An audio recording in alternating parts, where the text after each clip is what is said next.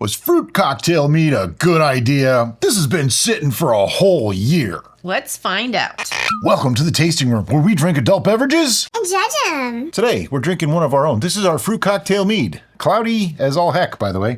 13% and 1.020 final gravity. Yeah, so before you freak out, like, oh, it's so cloudy, what's wrong? It was cloudy when we bottled it. Yeah, it doesn't It's cloudy matter. now. It's fruit cocktail, ladies and gentlemen. Not macerated fruit crap in a can. Yep, now I gotta get it into a glass. So now we need the pour can.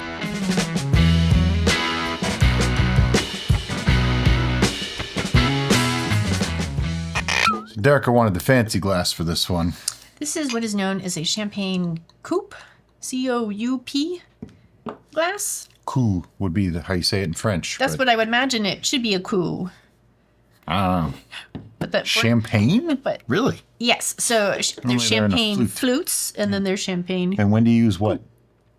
I she didn't look I didn't that get that far. I just got what was the glass called. It's all right. This is a Belgian beer tasting glass, by the way. I love these. And this is a super cloudy beverage. Yeah, it is. We knew that already. It's pectin. It's pectin. Absolutely, it's pectin. If we had used pectinase, yes, it would have gone clearer. Absolutely. Do we even care? Nope. No. The interesting thing about it, though, is it's kind of opalescent. Yeah. It's really neat. Yeah, it's got an interesting color. It's got that interference paint thing going on. Yeah, it's opalescent. When you Got multiple hues. you can see through it though. Like I can see clearly my You can fingerprints. see clearly how unclear it is. Yeah. On the smell, It's fruity. interesting. It's fruity. It's fruit cocktail with mead. Shocker. So if you I stuck, get the honey. if you stuck your nose in a can of fruit cocktail, it's kind of got an interesting smell. Yeah. I find it less than wonderful, but I grew up eating it. So. I'm a big fresh fruit person, so if it's not fresh fruit, I'm not really interested.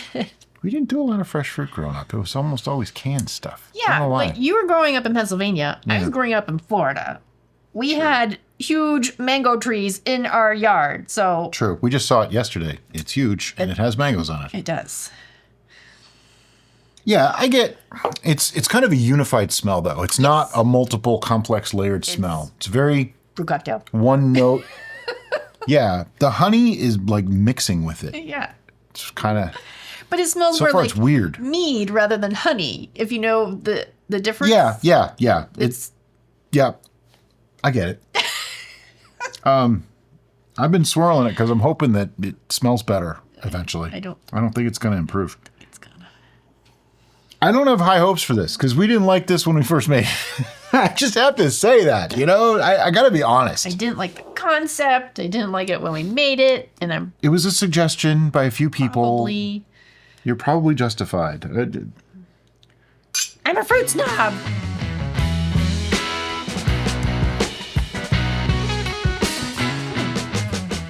Yeah, that's not bad. I really was not expecting that. The flavor is much more floral. And Yeah. so when you get that floral flavor, then the disconnect of the aroma kind of works better. But, okay, my initial response was, oh, this is watery. And then I got a little hit of acid towards the end, and I was like, no, it's not. It's actually quite rich. It comes across so light and sweet that you think it's watery. The first instinct on the tongue. But, Back, I'm feeling the tannins on the very back. yeah. This is definitely reading more in the wine profile for me Oh, yeah. than I mean, I have to dig just a little bit for the honey, but it's there. It's definitely there. Like I would say even recently we've had meads that had less honey character than this. I agree with that. I guess in my mind, I'm trying to work more with the labels that people put on things and try to say, okay, where are you fitting Oh, in okay. that All right. labeling? This This is a mead, tastes like a fruit wine, like a country wine.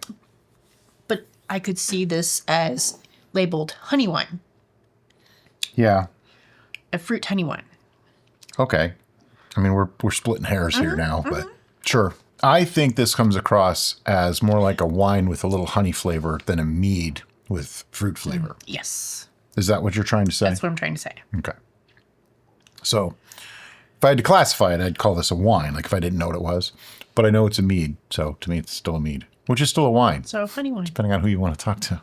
The naming thing just gets stupid. But after a while, we have to use names because if we just called everything George or Steve, you wouldn't know what the hell we were talking about. We did that. We've already named made one Steve. Steve. We cannot. We didn't make George. We can't make another Steve. There can be only one Steve.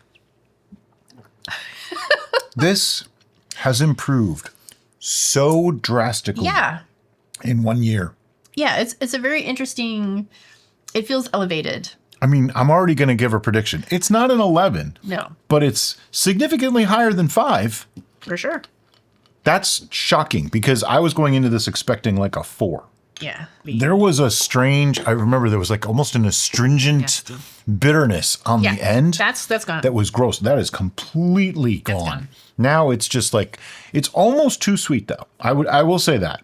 But we sweetened it to get rid of the astringency, and now the astringency went away. So now we're just left with a little too much sweetness. So let this be a cautionary tale. Sometimes over sweetening is not always good. But it is only 1.020. I mean, it's not stupid high sweetness level. I can drink this. So would you pair this with food? I don't know. I don't tend to drink with food. And that's going to be my answer going forward because I don't tend to drink stuff like this with food. It's too fruity for food.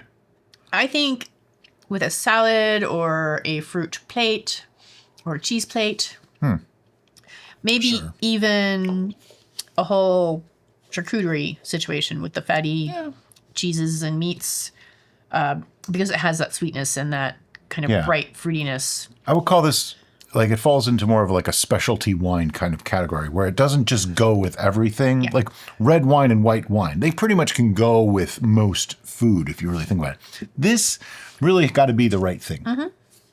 But this is stupendously more complex than it was when we first made it. I'm kind of shocked this came from Fruit Cocktail from a can. Yeah. Yeah. Way better than I thought it was going to be. So there are times that aging really does make something that's not that great into something pretty nice. I mean, is this the best mead I've ever made? No, absolutely not. But it's funny because I'm trying to remember what was in our fruit cocktail, and I think it's like pineapples, cherry, the one little cherry, those peaches, grapes, yeah. Not a lot of different fruits, just a few. If I try to pick out fruit notes, I am getting a little bit of the peach, and I feel like I'm eating strawberry, though I know there's no strawberry in here. If you get cherry, that's impressive, because I think there was like one cherry in the whole can. It was like half. I think they split a quarter of a cherry between like a gallon of that stuff. Like I remember when I was a kid, that was always like, oh, I want the cherry. There's like 1/2 of a cherry in the whole can. This is actually pretty good. You can tell we're going back for thirds. Yeah. We don't normally... Oh, I mean, sometimes we do, but I'm making very small pours too. Sure. I'm trying to get more flavor notes in there. That's why I was selecting the... If there was pineapple in it, that may explain why it was weird up front, because pineapple has bromelain, and bromelain is a very strange thing young. Yep. When it mellows, and actually just pineapple in general, it's very acidic. So has that bitter weirdness that we were getting that seems to have mellowed completely, but it has a nice... like little tang to it without overpowering. It's actually quite nicely balanced, a little on the sweet side. I think that blended with the other fruit is maybe why my brain is thinking strawberry. It definitely comes across as tropical fruits. Yes. Like I could even imagine kiwi in there. Just, trying to put flavor notes to words.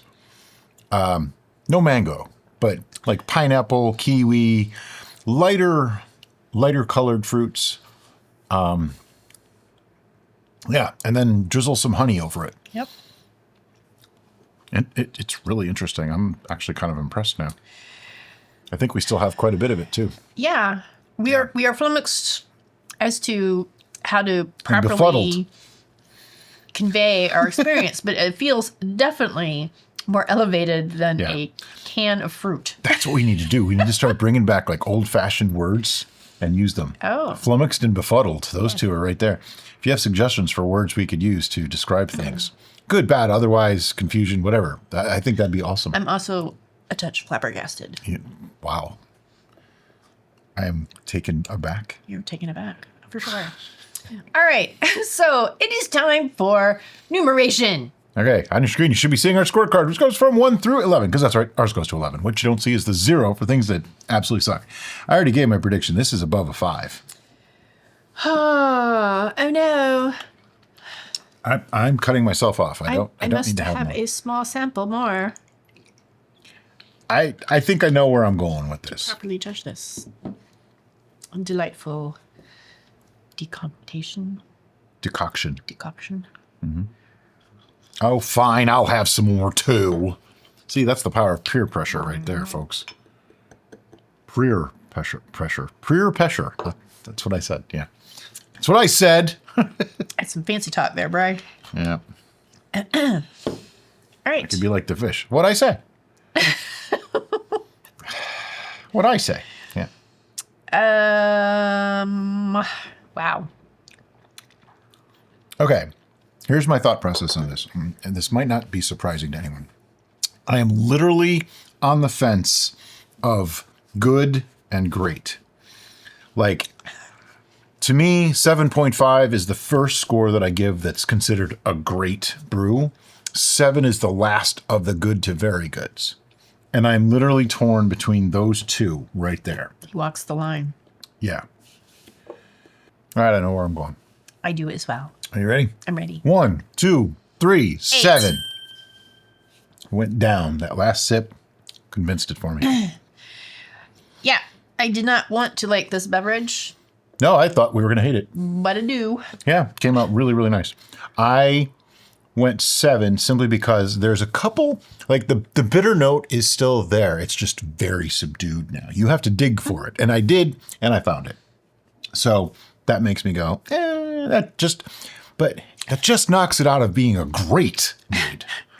It's still good. Like, it's the top of very good. Would I drink this? Abso-freaking-lutely. Without a doubt, I would drink this. I wouldn't drink it with food, though. It's not my thing for I food. think we might have some tonight with television, perhaps. That is a possibility. So if you're curious about brewing fruit cocktail, I say go ahead for and it. make this recipe, and you might be pleasantly surprised. Which makes me think there's a whole lot of other canned fruits in the grocery store. We might have to try those. Yep. As always, guys, thanks so much for watching. Have a great day. Bye-bye.